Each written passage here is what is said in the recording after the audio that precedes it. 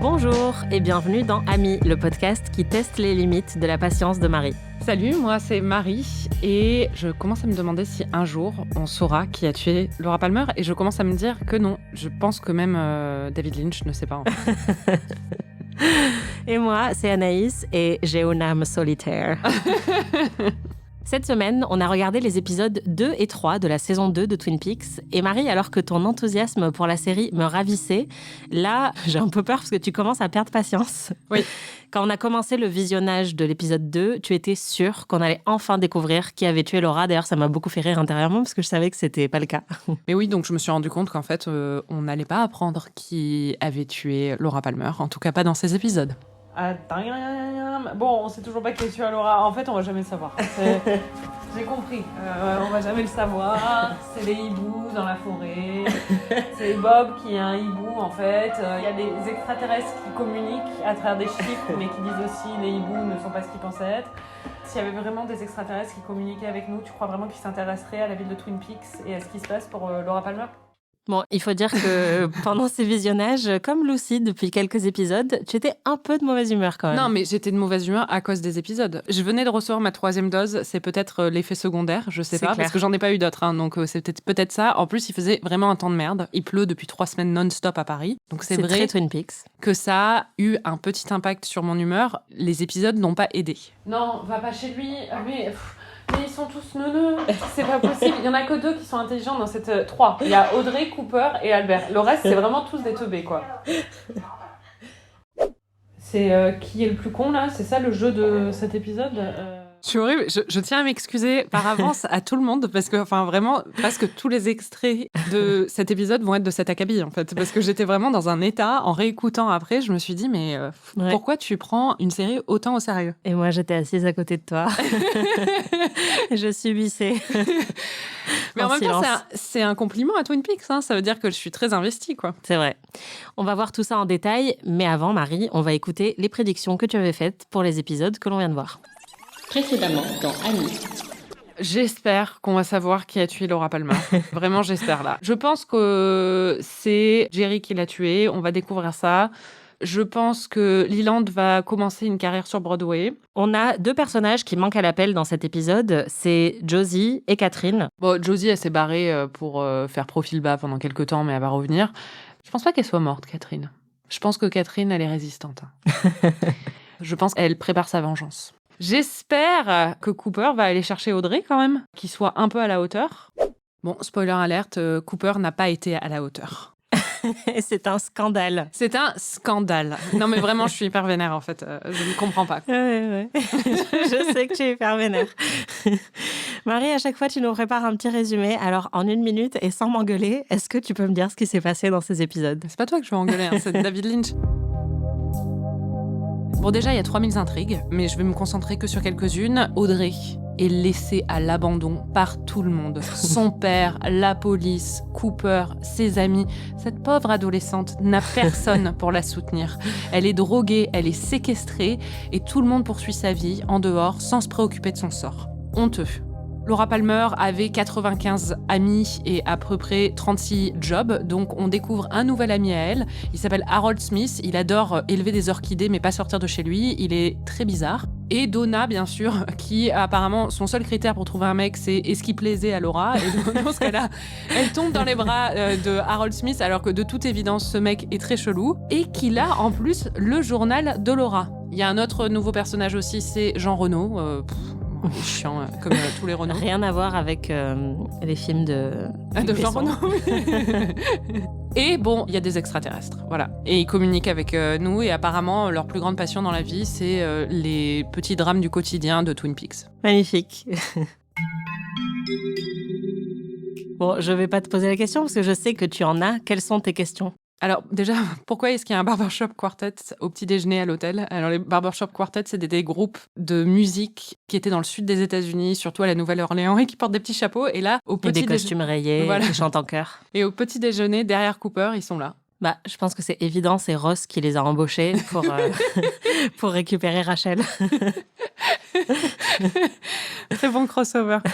Pourquoi est-ce que le shérif Truman s'habille comme Luke Skywalker ? Bonne question. Pour moi, c'est plus Indiana Jones un peu. Non, vraiment, j'ai fait des recherches Google Images pour comparer parce que je me disais Indiana Jones, Han Solo ou Luke Skywalker et c'est vraiment Luke Skywalker. Bon, il y a personne pour débrancher Léo. Franchement, je ne comprends pas que personne n'y pense, quoi. C'est tellement facile. C'est juste une prise. C'est clair. Et on serait débarrassé. Pourquoi est-ce que Lucy sort avec le jumeau maléfique de Michel Leb et Pierce Brosnan ?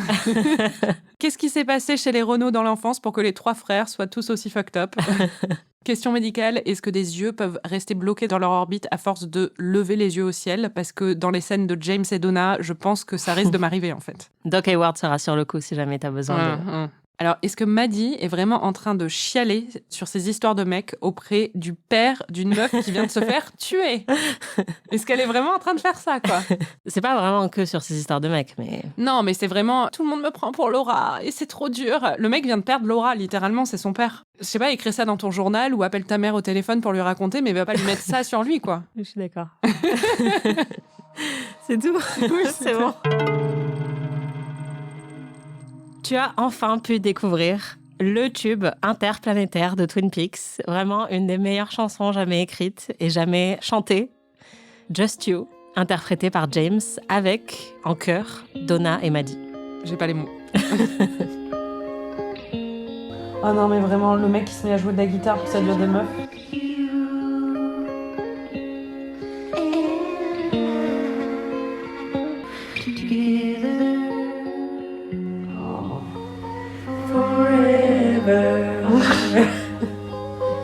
In love. Mais qu'est-ce qui se passe là ? Oh. Et pourquoi elle regarde comme ça ? Moi je serais effrayée. Et pourquoi il y a un interlude musical là ? Oh là là. Non mais déjà, enfin, j'ai du mal à croire qu'une meuf soit intéressée par lui, alors 2. Et là c'est la 3e en fait là. En vrai, cette chanson est assez catchy, quoi. Bah ouais. Parce que maintenant, je la connais par cœur. C'est ça. Bon, j'attendais vraiment que tu vois ce moment. C'est assez culte.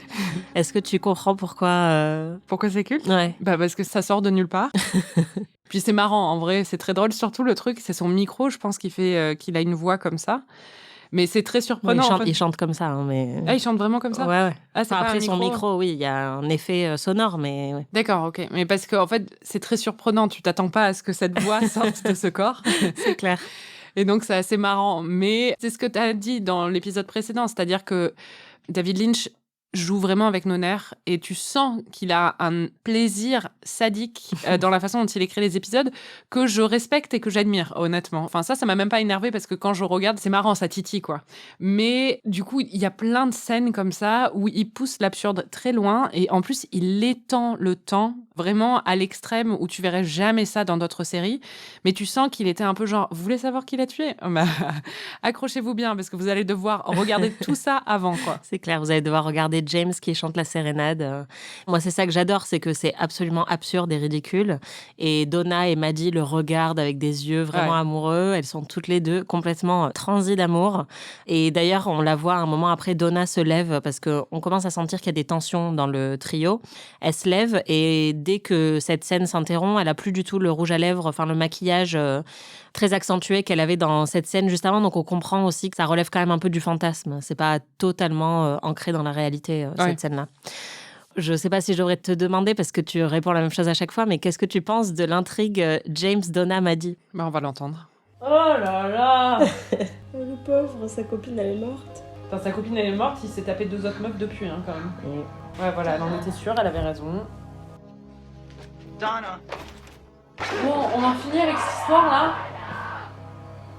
Juste pour Marlon Brando. Why ? Parce que tu viens d'embrasser une autre femme, littéralement. Je veux dire, c'est une bonne raison, je pense. Marie n'a pas la patience pour ça. Bah déjà, cette intrigue et ce triangle amoureux ne m'intéressent pas du tout. Ces personnages ne m'intéressent pas du tout. Ce que je me suis dit quand même, c'est que Donna, il faudrait qu'elle aille dans une ville où il y a plus de 5000 habitants pour qu'elle ait un peu plus de choix dans ses partenaires masculins et pour qu'elle comprenne que vraiment James et Harold, elle peut faire mieux, quoi. C'est clair. T'es tellement énervé que même ton crush du début, Harry Truman, ne trouve plus grâce à tes yeux. Non. The one-armed man was here? Yeah, he got faint and had to go to the bathroom. Never came back. Harry, remember in my dream, the one-armed man knew Bob. Oui, tout le monde s'en souvient sauf lui apparemment.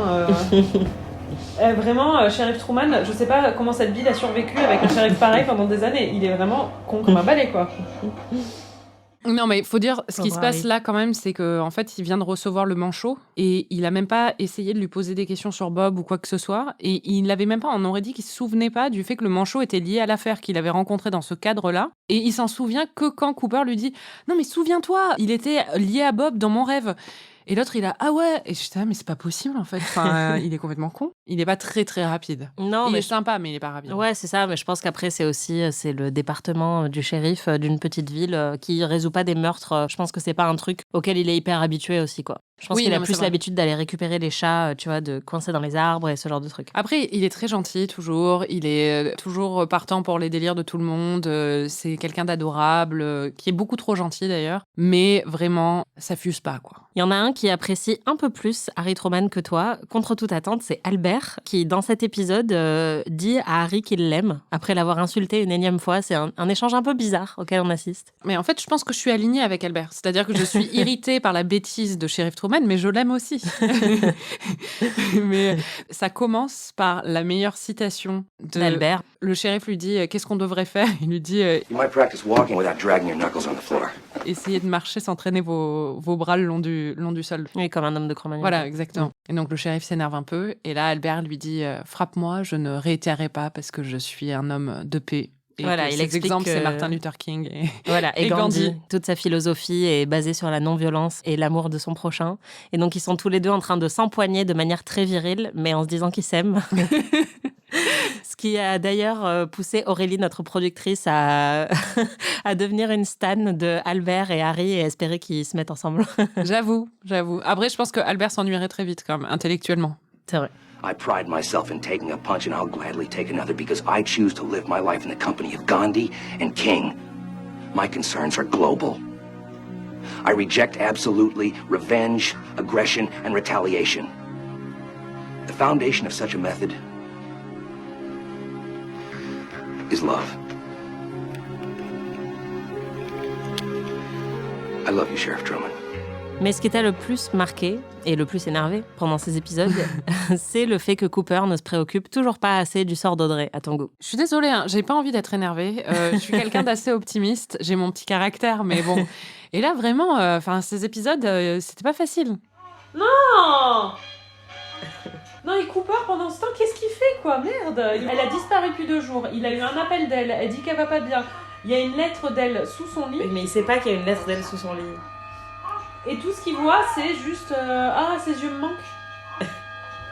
Elle lui dit qu'elle est en danger. Et, non, mais vraiment, la légèreté là du truc.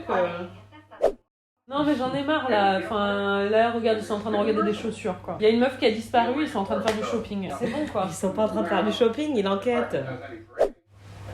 Bien qu'il enquête. Il est énervé là. Non, mais elle a eu le temps d'être tuée 4 fois, là. Enfin... Et il peut pas aller plus vite que ça, hein. Excuse-moi, il peut pas aller plus vite que ça? Mais meuf, t'as vu tout ce qu'il fait dans l'épisode? Et il s'est fait tirer dessus. Ah oui, non, alors tout ce qu'il fait, il parle d'un géant. Ensuite, il parle du Tibet ou je sais pas quoi. Enfin, au bout d'un moment, c'est bon, soyez concrets. Elle est séquestrée dans une maison close. Mais il le sait pas, ça. Je trouve ça, mais honteux. Je voudrais écrire à David Lynch et Mark Frost et leur dire ce que tu penses vraiment. Ouais. Je me fais agresser. J'espère que vous compatissez avec moi parce que je me fais brutaliser par Marie pour ces épisodes.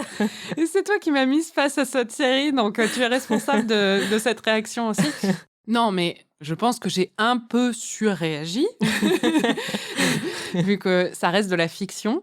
Mais ceci dit, c'est vraiment très énervant de voir ça parce que c'est juste pas crédible, en fait, pour moi. C'est-à-dire qu'on a, depuis le début, établi que Cooper était quelqu'un de très compétent, qui prenait son travail très au sérieux.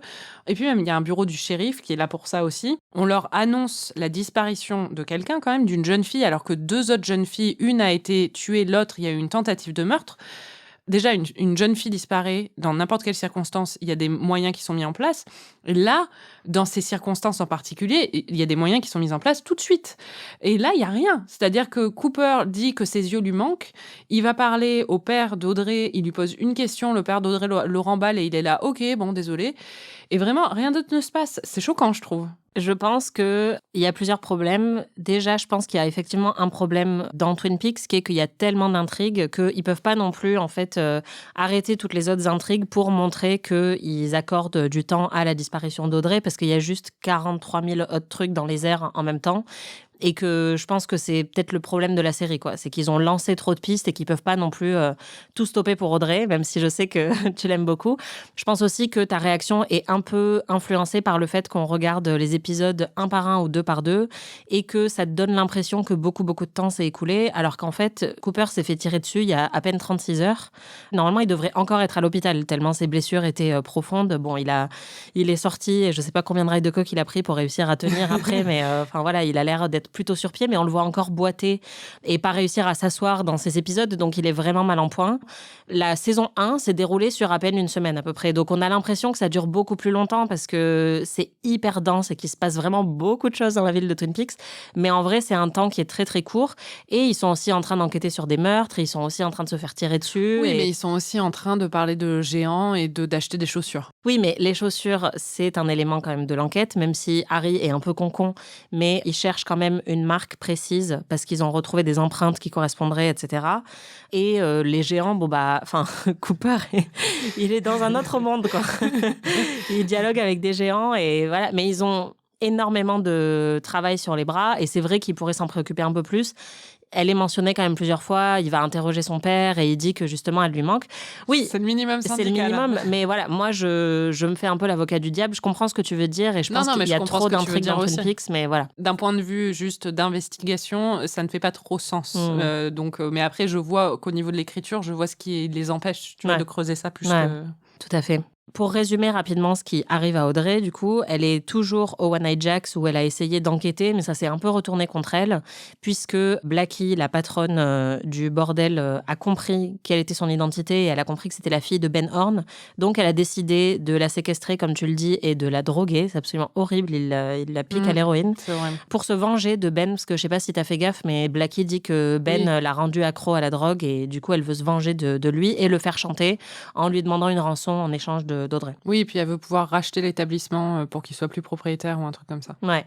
Et on découvre à cette occasion que Blackie est associé avec un troisième Renault, qui est Jean Reno. Franchement, c'est la québécoise la plus malfaisante de l'histoire, quoi. Enfin, c'est vraiment prolifique et malfaisante, quoi. C'est incroyable. Les frères Renault, donc là, il y en a un troisième. Jean Renault. Is he the father? Il y a Bernard. Il y a Jean. Is he the papa de Jacques et Bernard? Il n'est pas le papa. Tu sais, après, plus tard, il y aura aussi Jean-Paul et Jean-Pierre. C'est vrai? Non. J'en profite de ce petit passage sur le sort d'Audrey pour faire un petit point sur la carrière de Sherilyn Fenn, puisque tu as posé la question plusieurs fois, vu qu'elle est extrêmement charismatique, que c'est une très bonne actrice, tu comprenais pas pourquoi elle n'a pas eu une grande carrière après Twin Peaks. Il y a plusieurs raisons à ça. Déjà, quand elle a commencé Twin Peaks, elle avait déjà un peu perdu le goût de ce qu'elle faisait parce qu'on lui avait proposé énormément de films qui ont ensuite été, selon elle, des films de sexploitation. On lui demandait souvent de se dénuder dans les films dans lesquels elle jouait. Elle était toujours cantonnée à quelque chose de très sexy et de très abusif, en fait, dans les rapports qu'elle avait avec les réalisateurs. Donc, elle avait un peu abandonné avant que Twin Peaks arrive. Finalement, elle a eu le rôle d'Audrey qui, en plus, l'a transformée en icône. Et donc, après Twin Peaks, elle en avait un petit peu marre d'être réduite à ça, d'être considérée comme la bombe. Elle avait fait la une de Playboy et à l'intérieur, il y avait des photos d'elle nue, donc elle était vraiment tout le temps ramenée à ça. Elle a commencé à demander une clause de non-nudité dans tous les contrats qu'elle signait. Et tout ce qu'on lui proposait après, c'était que des rôles de femme fatale, des rôles de sous-Audrey, en fait, où ils avaient un peu le même contour que ce rôle-là, mais en étant beaucoup moins développé. Après ça, on lui a même proposé une série spin-off sur Audrey Horne. Elle a refusé parce qu'elle voulait vraiment tourner la page et passer à autre chose et avoir de nouveaux rôles qui ne correspondraient pas à ce personnage-là. Il y a aussi eu un problème de malchance, en fait, où elle s'est engagée dans plusieurs rôles. Alors, elle a fait des projets indépendants ou alors des films très sérieux, mais du coup, qui l'ont pas transformée en méga star internationale, en fait. C'était toujours des projets qui étaient assez respectés, mais qui étaient aussi assez confidentiels. Elle a fait des fours. Elle a joué dans un film de la fille de Lynch, qui s'appelle Boxing Helena, qui n'a pas du tout marché. Et il y a une troisième raison à son non-succès, entre guillemets, c'est que, selon elle, elle jouait pas assez le jeu d'Hollywood, et c'est quelque chose qu'on lui a reproché. Et c'est vrai que quand tu lis des interviews d'elle, par exemple, elle n'a pas sa langue dans sa poche, elle critique énormément l'industrie, elle en a tout à fait le droit. Elle parle beaucoup, justement, de l'exploitation qu'elle a subie, de tous les réalisateurs un peu dégueux auxquels elle était confrontée. Elle dit qu'elle allait pas aux soirées, que quand elle passait une audition et qu'elle trouvait le script pourri, elle le disait. Elle a jamais vraiment réussi à réseauter et à mettre de côté un peu ses principes et ses opinions pour faire la gentille fille et se mettre dans la poche des réalisateurs et des producteurs. On a fini par ne plus trop la voir jusqu'à une petite renaissance à la télé. On en avait déjà un petit peu parlé, mais elle a été dans Friends pour un petit rôle. Et surtout, moi, c'est comme ça que je l'avais découvert après Twin Peaks. Elle a joué 2 rôles dans Gilmore Girls.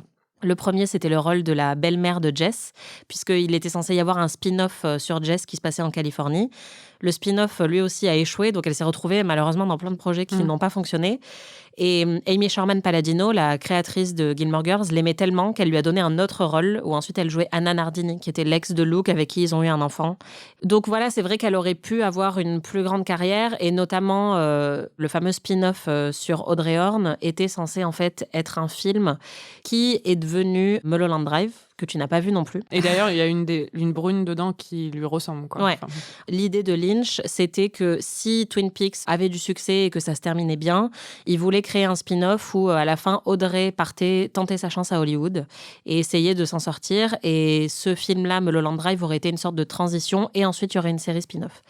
Sherilyn Fenn a refusé la série, donc finalement, Mulholland Drive a quand même trouvé une autre forme, mais elle n'a pas continué dans cette voie-là.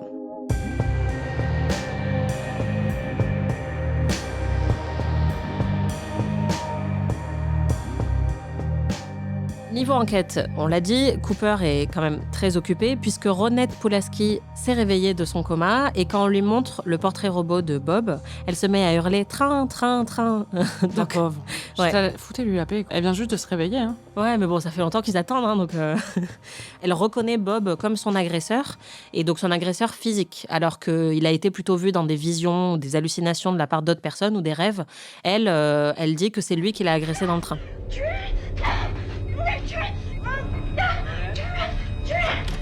Wait away. Are you in the train car? Train car?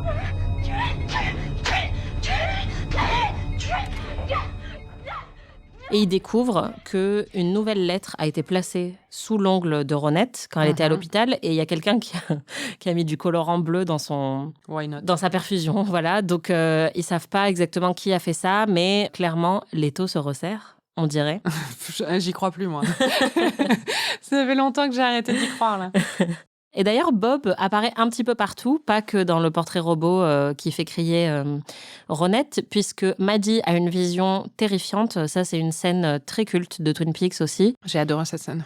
Elle est chez Donna. Et d'un coup, c'est juste après la chanson horrible. James est en train de réconforter Donna à côté. Et Maddie, d'un coup, voit Bob apparaître au fond de la pièce, grimper au-dessus du canapé. C'est filmé de son point de vue à elle. Et en fait, on le voit s'approcher de la caméra et être complètement face à nous, avec son visage terrifiant. Et ce qui est hyper fort aussi, c'est le contraste entre le salon qui est que dans des tons pastels et qui est très pur. C'est un peu toute cette famille. De toute façon, ils sont tout le temps en train de jouer du piano et elles sont toutes rousses, quoi. Et lui qui a vraiment une image un peu sale, son blouson en jean un peu élimé et tout, et puis ses cheveux longs comme ça qui font un peu négliger, où il a vraiment un côté, on dirait qu'il est en train de souiller ce salon, quoi. Et puis je me suis rappelé ce que tu disais par rapport aussi à la vision, le fait qu'il représente l'Amérique, parce qu'il a justement ce blouson en jean et il est habillé de façon très typiquement américaine. T'as vraiment l'impression que c'est la perversion du rêve américain, parce que t'as cette maison qui représente vraiment la maison idéale américaine, avec les 2 parents très gentils, les 3 filles, et lui qui vient souiller ça, quoi. Puis en plus, ça fait peur. Donc ça fonctionne bien. Exactement. Il y a aussi Leland qui voit le portrait robot de Bob. À moins qu'il est en train de faire n'importe quoi dans son boulot. J'adore. J'ai noté énergie chaotique. Mais à un niveau, Leland, c'est magnifique. Vraiment ça. Il fout la merde partout. Et Il dit carrément, il dit à Ben et Jerry, il leur dit il faudra appeler les Islandais pour les prévenir que la Syrie a brûlé. Ben et Jerry sont en train d'appeler les Islandais et les Islandais leur disent non mais quelqu'un nous a déjà dit, c'est l'Islande. et Leland est hyper fier de lui. Et donc, il est interrompu en apercevant le portrait robot de Bob. Et tout de suite, il dit « Je connais cette personne. C'était un voisin dans ma maison de vacances quand j'étais petit. Et il me jetait des allumettes dessus. Et il me disait « Wanna play with fire, little boy ?» qui est ce que Laura a dit à James un soir quand ils étaient tous les deux. Donc, ça t'a intrigué. Moi, ce que je me suis dit, c'est que c'est quand même intriguant que Leland, le père de la victime, ait lui aussi connu cet homme lors de son enfance en plus, donc cet homme n'a pas vieilli, et que cet homme lui a dit exactement la même chose. Donc on peut imaginer que c'est une présence un peu surnaturelle qui marque plusieurs générations et qui va un peu traumatiser plusieurs générations, ça peut être ça. Ça peut aussi être quelque chose qui relève du subconscient ou quelque chose comme ça qui est resté en Leland et qu'il a pu... Enfin, c'est un peu ce que j'avais, ma théorie il y a 2 épisodes où je disais que il y a des moments où on a l'impression qu'il perd un peu le contrôle, tout en étant aussi très méthodique dans sa façon, par exemple, de tuer Jacques Renaud. Et je me suis dit, c'est quand même particulier qu'il ait entendu et qu'il se souvienne exactement de cette phrase qui a aussi été prononcée à Laura et qui est tellement liée au meurtre de sa fille. Laura Palmer. I know who killed Laura Palmer. On va faire un petit point suspect, du coup. La semaine dernière, tu disais qu'au fond, c'est pas important de savoir qui a tué Laura, mais t'as quand même bien envie de savoir qui a tué Laura. Oui. Alors, où t'en es là, niveau suspect? Je sais même plus, quoi. Mais pourquoi j'ai perdu mon temps à faire des suppositions sur cette série, en fait? J'ai l'impression que je suppose un truc différent chaque semaine et que je pars dans tous les sens. Mais moi, j'adore tes théories. Franchement, t'es très perspicace. Hein. Merci. À chaque fois, c'est le déroulé de pourquoi tu penses que telle ou telle personne l'a tué est toujours très logique. Merci, c'est très flatteur. Mais enfin bon, donc Leland, par rapport à ce que j'ai dit, reste une possibilité dans mon esprit, même si je ne sais vraiment pas si c'est ça. Et enfin, j'en suis pas du tout convaincue, mais je pense quand même que c'est assez intriguant. Il y a toujours les frères Renaud, il y a toujours la possibilité de Jerry, même si là, c'est pas du tout... Enfin, il y a rien qui puisse indiquer ça, il y a rien de nouveau. Là, maintenant, la nouvelle grande piste, c'est les extraterrestres, apparemment. Et Bob le hibou. Bob le hibou. Non, mais tout se resserre autour de Bob, en fait, et de cette présence de Bob. Donc, pour moi, c'est soit... c'est vraiment Bob, et c'est vraiment, en fait, juste un homme qui s'appelle Bob, qui vit dans la forêt, que personne connaît dans la réalité, mais qui existe et qui a perpétré ce meurtre, soit Bob incarne quelque chose d'autre. J'ai envie de croire que c'est la deuxième supposition, parce que sinon, j'aurais vraiment l'impression d'avoir perdu mon temps. Écoute, on va voir. Dans le panier Jerry, on peut quand même noter que déjà, il est vraiment passionné par son cochon en gouda fumé. Et moi, ça m'a donné trop envie. En vrai. Non, mais j'adore le fromage fumé et vraiment les petits trucs comme ça à manger. Faut aller à Amsterdam. Et à un moment, Ben dit à Jerry, est-ce que tu peux tuer Leland, s'il te plaît? Oui, ça c'est vrai, je l'avais noté.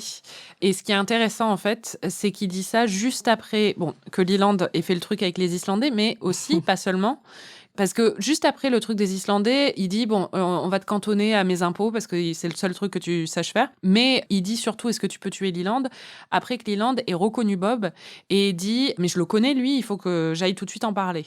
Alors, il se peut que juste Ben n'en puisse plus des délires de Leland. Et c'est possible. Et que ce soit une blague un peu lâchée comme ça, ou enfin une blague en même temps, Ben, on le connaît, il baigne dans des trucs pas très beaux. Donc, et d'ailleurs, Jerry lui dit tout de suite, est-ce que t'es sérieux ou est-ce que c'est une blague? Ou il se peut aussi qu'il ait un lien à Bob. J'adore. Évidemment, ça ne serait pas Twin Peaks sans 3 milliards d'autres intrigues. Là, on a à peine effleuré en fait tout ce qui se passe dans ces 2 épisodes. Et tu étais particulièrement épuisée par l'arrivée incessante de nouveaux personnages. Ouais, il y en a trop, quoi. Enfin, c'est vraiment... là, il faut qu'il s'arrête, parce que déjà, pour suivre les intrigues existantes, c'est pas très facile. Alors, quand tu me rajoutes 3 nouveaux personnages dans un épisode, ça va plus. T'es pas prête. Tu fais comme dire ça, c'est horrible. Bon, déjà, on en a parlé un petit peu. Il y a Harold Smith, le jeune horticulteur qui vit reclus chez lui, qui connaissait Laura, qui avait visiblement un lien un peu chelou avec elle, puisqu'il possède son journal intime. Quand il parle à Donna, on a l'impression qu'il connaît vraiment bien Laura, mais il se peut qu'il tire toutes ces infos du journal intime et qu'il ne la connaisse pas si bien que ça. Donc, Exactement. c'est totalement une possibilité, même si ça a été présenté par la voisine comme c'était un ami de Laura. Ça se trouve, il parlait 5 minutes à chaque fois qu'elle passait le voir. C'était pas un ami de Laura, quoi. Enfin, je sais pas. Du coup, il est tout de suite rentré sur ta liste de suspects, on va l'entendre. Non, rentre pas chez lui, rentre pas chez un inconnu que tu ne connais pas. Surtout un inconnu avec des bretelles. Mais c'est lui qui l'a tué. Je cherche pas plus loin. Bon, déjà, le mec vit reclus, il est entouré d'orchidées. Les orchidées, c'est toujours des plantes de serial killer dans les films. Enfin, c'est un fait. C'est jamais une bonne nouvelle. Et en plus, il a des bretelles. Et il ressemble à cousin grec, donc... C'est vrai. Non, et puis, non, vraiment, no good news, quoi. Mais en même temps, je sais pas. Là, on a déjà 40 suspects, je vais pas le rajouter, lui, à la liste. Mais oui, bon, il est suspect aussi. Mais tout le monde est suspect. C'est clair. Il y a un autre nouveau personnage qui est le bien nommé Dick Tremaine, qui est en fait un mec avec qui Lucy a eu une histoire et qui donc serait peut-être le père de l'enfant de Lucy. Putain, j'espère pas pour elle. Puisqu'on apprend donc que Andy est stérile. C'est la meilleure scène. Alors déjà, en fait, Andy qui dit... Comment il a appris qu'il était stérile? C'est qu'il est allé donner son sperme et déjà il dit « J'ai donné mon sperme parce que je pensais que c'était mon devoir civique. » Ok.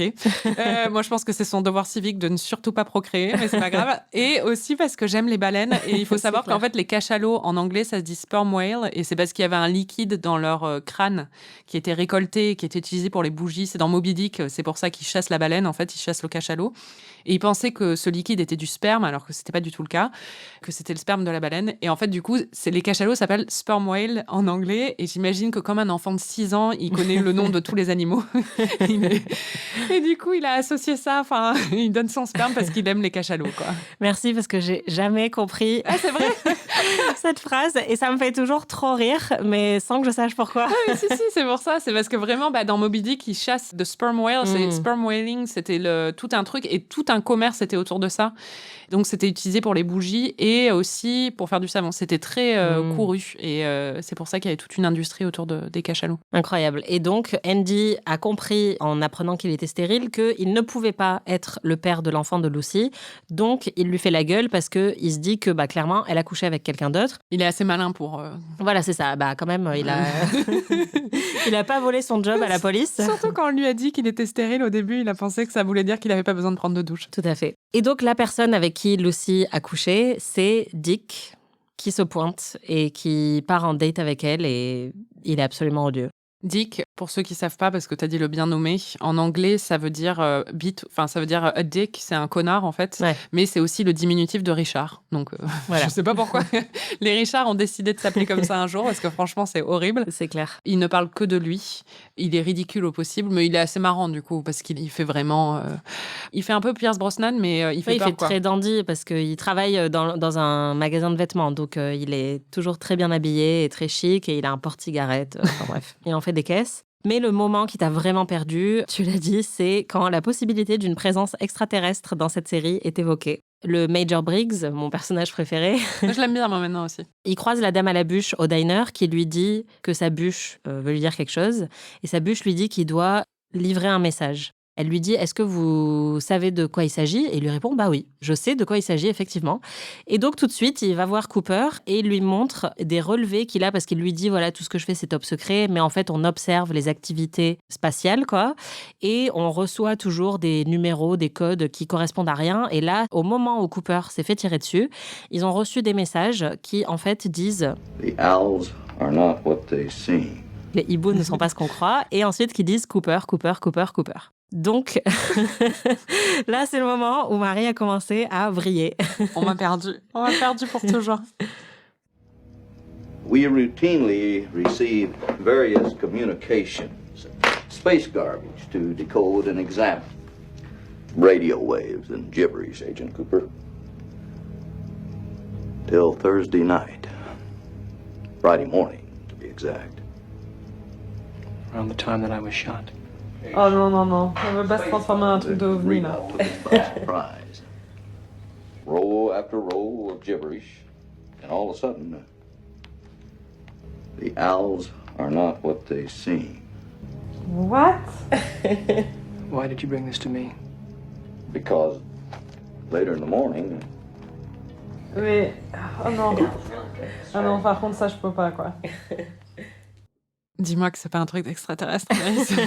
Ça me fait penser à la saison 2 de American Horror Story, qui est déjà bien chargée en termes d'intrigue. Et à un moment, je sais pas pourquoi, il y a aussi quelqu'un qui se fait kidnapper par des aliens. Et t'es là, non mais clairement, on n'avait pas besoin de ça en fait.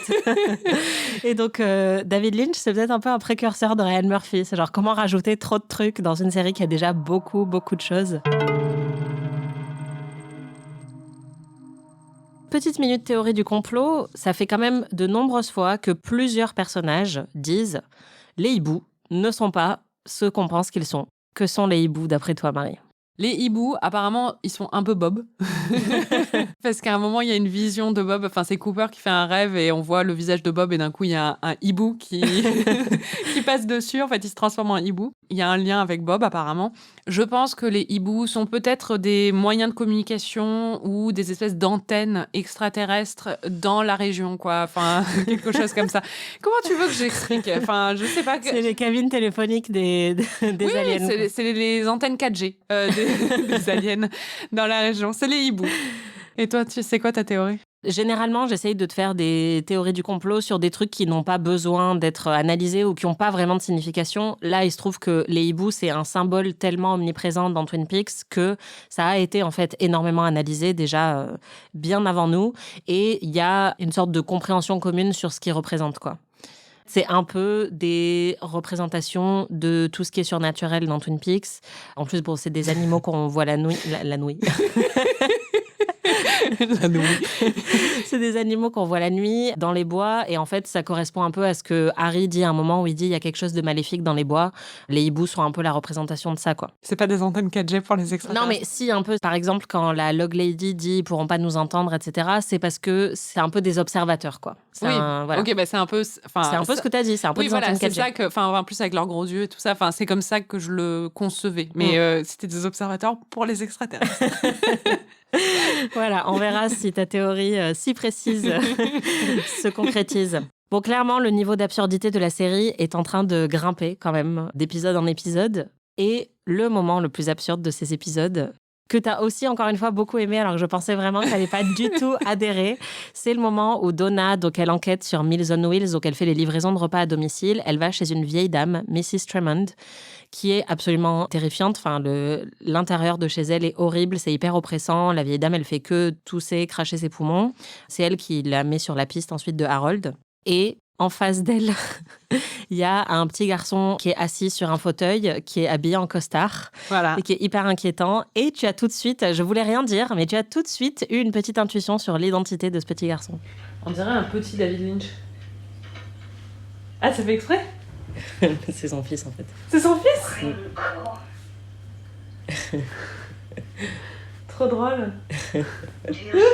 Il lui ressemble vraiment, hein ? Ouais. Il lui ressemble incroyablement. Et ce petit garçon commence à dire des trucs hyper mystérieux, un peu comme la Log Lady. On comprend pas trop de quoi il parle. Il se met à claquer des doigts, un peu à faire un tour de magie où il y a du creamed corn, donc du maïs à la crème, dans le plateau que livre Donna, qui disparaît et qui ensuite apparaît dans les mains du petit garçon. Et il y a quelque chose de très surnaturel, on le sent dans cette scène. Et après, il lui dit « J'ai une âme solitaire ». Et là, on va entendre tes réactions. J'ai une âme solitaire. C'est du français ? Il a dit quoi ? J'ai une âme solitaire. Mais qu'est-ce qui se passe ? C'est génial. Vous pensiez que le degré maximum de what the fuck était atteint ? Eh bien non, il reste une intrigue, Mon intrigue dont préférée. on n'a pas encore parlé. Je veux un spin-off. C'est Nadine qui se réveille de son coma de manière très musclée, littéralement, et qui se prend pour une ado de 18 ans. Donc déjà, elle commence à écrabouiller la main de Ed alors qu'il est en train de lui chanter une chanson. Et ensuite, elle se réveille et elle fait en fait un chant de Pom Pom Girl. Et elle lui dit « Je suis trop contente, je vais pouvoir passer les auditions pour devenir Pom Pom Girl. On a 18 ans qu'une seule fois. » Et là, Ed se dit « What the fuck ?» Pardons of grief, a false-hearted lover. Tu as bien raison, Nadine. Tu as bien raison.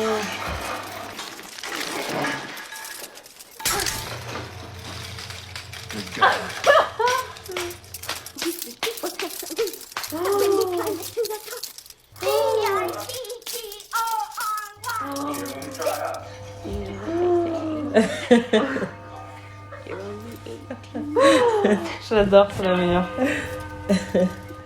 C'est la série que je veux voir. Je veux voir, en fait, un spin-off. J'espère vraiment qu'elle va rester dans cet état, en fait, parce que je veux voir comment elle évolue en pensant qu'elle a 18 ans. Ça va être génial. Si ça reste comme ça, j'espère qu'elle va pas guérir, parce que vraiment, déjà, sa vie, c'était de la merde. Donc, elle sera beaucoup plus heureuse si elle pense avoir 18 ans, et en plus, ce sera très divertissant. Bon, et l'épisode 3, le dernier qu'on a vu, se termine sur Leland, qui est arrêté pour le meurtre de Jacques Renault. Ça te fait beaucoup de peine à chaque fois, mais il l'a vraiment tué, en fait. Ouais, je sais, mais bon, il méritait un peu de Jacques Renault. Bah, moi, si on tue ma fille, honnêtement, je réponds plus de rien, quoi. Enfin, j'ai pas de fille, je sais pas, mais moi, c'est toujours la perspective que j'ai prise. C'est-à-dire que pour moi, un parent qui fait ça, il a une excuse. Excellent mot de la fin. Le MVP, Marie, c'est qui? Ma MVP, c'est la Nadine, mais la Nadine de 18 ans. Excellent. Et toi, c'est qui? Moi, c'est Albert. Ah, mais j'ai failli mettre Albert parce que vraiment, il est incroyable. Mais C'est toujours lui qui a les meilleures répliques. Et au tout début, il dit aussi il arrête pas de se moquer des théories justement un peu fumeuses de Cooper et de tous les éléments surnaturels en fait de la série. Il est un peu dans notre position à nous. Il dit bon, ça va, ça suffit les conneries. Arrête de me parler du roi, ho ho ho. Ouais. Et à un moment, quand Cooper parle de géants, il lui dit tu lui as bien donné des haricots pour les échanger contre une vache. Donc rien que pour ça, c'est clairement mon MVP. ouais, il dit je vais garder mes conclusions pour la planète Terre. Ouais, moi, je suis alignée avec lui là. Je pense qu'on est sur la même fréquence. La meilleure réplique. Alors, la meilleure réplique, c'est Albert. En vrai, il y en avait plusieurs. La sperm whale, j'ai adoré. Et puis, il y avait plusieurs de Albert, mais celle qui reste, c'est quand il parle du vieux qui était sénile, là. Ah oui. Le vieux majordome, il appelle Senior Drool Cup. Donc, Drool Cup, c'est un récipient à bave. Donc, senior récipient à bave. Ouais. Have, shall we say, a mind that wanders.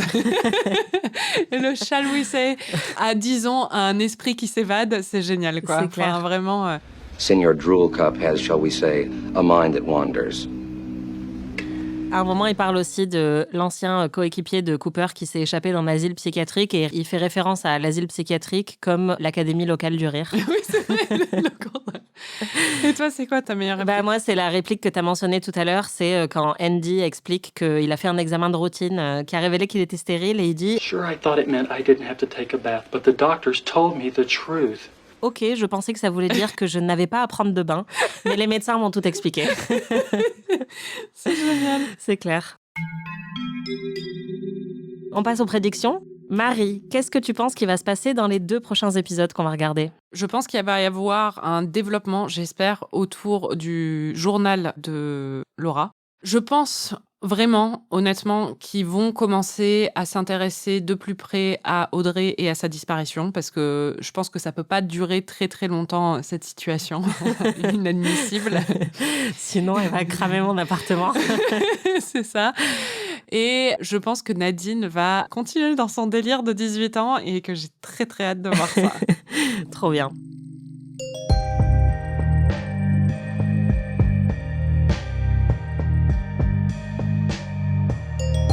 Merci de nous avoir écoutés. Merci Marie. Merci Anaïs. Vous pouvez retrouver tous les épisodes d'Amis sur slate.fr ou votre plateforme de podcast préférée. Notre prochain épisode couvrira les épisodes 4 et 5 de la saison 2 de Twin Peaks. N'hésitez pas à suivre la série en même temps que nous et à partager vos impressions sur les réseaux sociaux. Si vous êtes fan de séries, n'oubliez pas également de vous abonner à notre autre podcast Peak TV où l'on analyse l'actualité des séries. Si vous avez aimé cet épisode d'Amis, vous pouvez nous laisser 5 étoiles et un petit commentaire ou nous hyper auprès de tous vos amis. On se retrouve la semaine prochaine et en attendant, n'oubliez pas...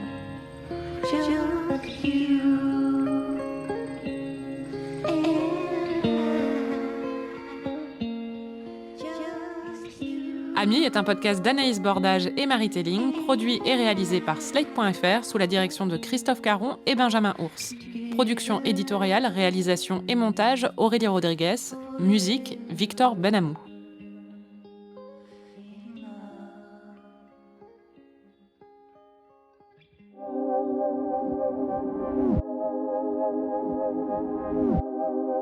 Marie, j'imagine que tu as des petits bonus, comme d'habitude, des petites notes. J'en ai vraiment beaucoup, en fait. Bon, déjà, j'ai marqué Cooper, c'est vraiment le premier de la classe qui se prend de passion pour un truc et saoule tout le monde au sujet de ce truc. Le Tibet, en l'occurrence. Clair.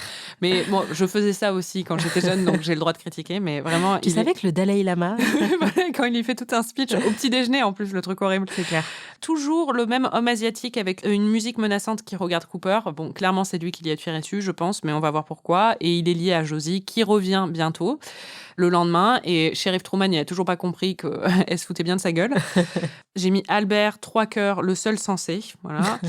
Ben et Jerry qui se font des s'mores. Ça, j'ai adoré, quoi. Il fallait bien brûler quelque chose et ils sortent des marshmallows. Bon, après, j'ai des trucs de traduction aussi. J'ai des observations linguistiques. Non, mais c'est marrant, ils traduisent Berklow par un croissant aux amandes, ce qui est assez proche en vrai, mais c'est une viennoiserie aux amandes aussi, mais c'est pas un croissant du tout, c'est plus un roulé à la cannelle, mais aux amandes. Bref, le Major Briggs qui dit « Achievement is its own reward, pride obscures it ». Magnifique. Donc, la récompense, c'est l'accomplissement et la fierté ternit ça. C'est très, très beau. C'est vraiment un homme d'honneur, Major Briggs. Tellement. Sheriff Truman, c'est un fan des dad jokes, tu vois. Mais enfin, les dad jokes, c'est vraiment le niveau basique de l'humour parce qu'il n'est pas très, très intelligent. Mais il a un truc dans son bureau avec marqué « The buck stopped here ».